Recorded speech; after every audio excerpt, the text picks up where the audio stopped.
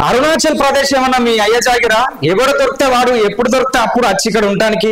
అయినా వచ్చినోడు వచ్చినట్టు ఉండక వాడొక 10 మందిని, ఆ 10 మంది ఇంకొక 10 మందిని, వాళ్ళు ఇంకొక 10 మందిని, ఇట్లా జనాభాను పెంచుకుంటూ పోతున్నారు.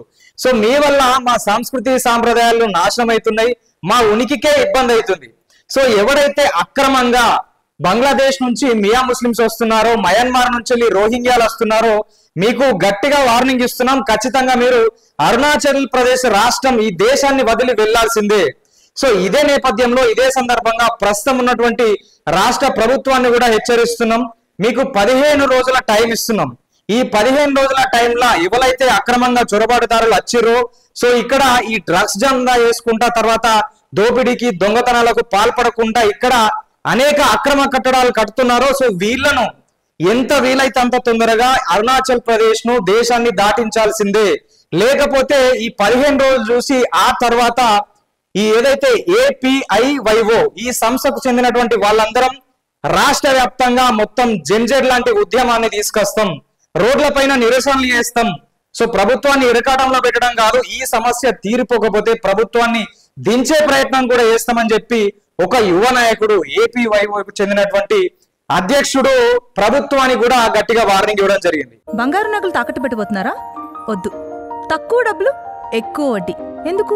సింపుల్ గా శ్రీ స్టార్ గోల్డ్ కంపెనీకి రండి. German technology, purity check, best online rate లో అమ్మి 2 minutes లో క్యాష్ ని ఇంటికి తీసుకువెళ్ళండి. ప్రశాంతంగా ఉండండి. సో మరి ఎందుకు ఈ స్థాయిలో ఆయన స్పందిస్తుందంటే, చాలా రోజుల నుంచి వెళ్ళి ఈ అరుణాచల్ ప్రదేశ్ రాష్ట్రంలో అక్రమ వలసలు అనేది పెరిగిపోతున్నాయి. సో ఇటు బంగ్లాదేశ్ నుంచి వెళ్ళి మియా ముస్లిమ్స్ కావచ్చు, అక్కడ మయన్మార్ నుంచి వెళ్ళి రోహింగ్యాలు కావచ్చు, వీళ్ళు పెరిగిపోతున్నారు. సో దీనికి కారణం బార్డర్లు పటిష్టంగా లేకపోవడం, సో ప్రభుత్వం ఎంతో కొంత సరైనటువంటి చర్యలు తీసుకోకపోవడం.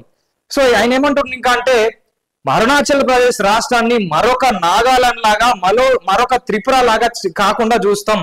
అంటే ఇప్పుడు నాగాలాండ్ లో వలసలు పెరిగిపోయినాయి. అందులో దాదాపు అంతకుముందు ఉన్నటువంటి ఏదైతే రిలీజన్స్ ఉంటాయో, అక్కడ ఉన్నటువంటి జనాభా ఉంటుందో, వాళ్ళ సాంస్కృతిక సంప్రదాయాలు నాశనం అయితే వేరే వేరే మతాలు వస్తాయి, అక్కడ వీళ్ళది ఉనికి అనేది కోల్పోతారు.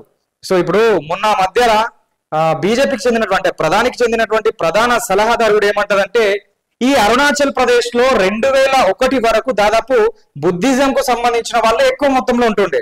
2001 నుంచి 2011 మధ్యలో అరుణాచల్ ప్రదేశ్ లో బుద్ధిస్టులు తక్కువ అయిపోయారు, తర్వాత క్రిస్టియన్లు పెరిగారు. ఈ 2011 నుంచి 2015 వరకు మళ్ళీ ముస్లిం జనాభా అక్కడ పెరుగుతుంది, బికాస్ ఆఫ్ ఈ అక్రమ వలసదారులు పెరగడం వల్ల. సో అంటే ఇది ఒక్కటే కాదు, సో దీనివల్ల ఈ API వల్ల అయితే గట్టిగా వార్నింగ్ ఇస్తున్నారు. జెంజర్ అనేది మామూలు విషయం కాదు ప్రస్తుతం, ఎందుకంటే వాళ్ళు ప్రభుత్వాలను కూల్చేస్తారు. అటు బంగ్లాదేశ్ లో చూసుకోవచ్చు, నేపాల్ లో చూసుకోవచ్చు, పాకిస్తాన్ లో చూసుకోవచ్చు, ఆ మధ్యలో జమ్మూ కాశ్మీర్ లో కూడా ప్రొటెస్ట్ అనేది స్టార్ట్ అయినాయి. సో వ్యవస్థ ఇంత ముందుకు లేక లేదు. ఖచ్చితంగా సమస్యకు వ్యతిరేకంగా పోరాటానికి యువత అనేది ముందుకొస్తుంది. సో ఇక్కడ విచిత్రం ఏంటంటే, లెఫ్ట్ పార్టీలకు చెందినటువంటి రాహుల్ గాంధీ కావచ్చు, మమతా బెనర్జీ కావచ్చు, వాళ్ళు ఈ API వాళ్ళకు సపోర్ట్ చేస్తున్నారు. మీరు ముందుండి నిరసనలు చేయండి, మేము మీకు సపోర్ట్ చేస్తామని అంటున్నారు. ఇప్పుడు వెస్ట్ బెంగాల్ లో సిచ్యువేషన్ మొన్నటి వరకు మనం చూసినాం కదా. ఈ అక్రమ వలసదారులు కాబట్టి అక్కడ స్థానికంగా ఉన్న ముస్లింలు కావచ్చు, స్థానికంగా ఉన్న హిందువులు కావచ్చు, ఇతరులు కావచ్చు, అక్కడ బతకలేని సిచ్యువేషన్ ఉంటుండే. ఇప్పుడు ఈ SIR ఏబట్టి, లేకపోతే ఓటర్ల జాబితా ప్రక్షాళన ఏబట్టి, ఎలక్షన్ కమిషన్ తీసుకుంటున్నటువంటి చర్యలు ఏబట్టి, సో వాళ్ళకు వాళ్ళే మేము ఈ దేశానికి చెందిన వాళ్ళని కాదు అని చెప్పేసి రియలైజ్ అయ్యి వాళ్ళకు వాళ్ళే వెళ్ళిపోతున్నారు.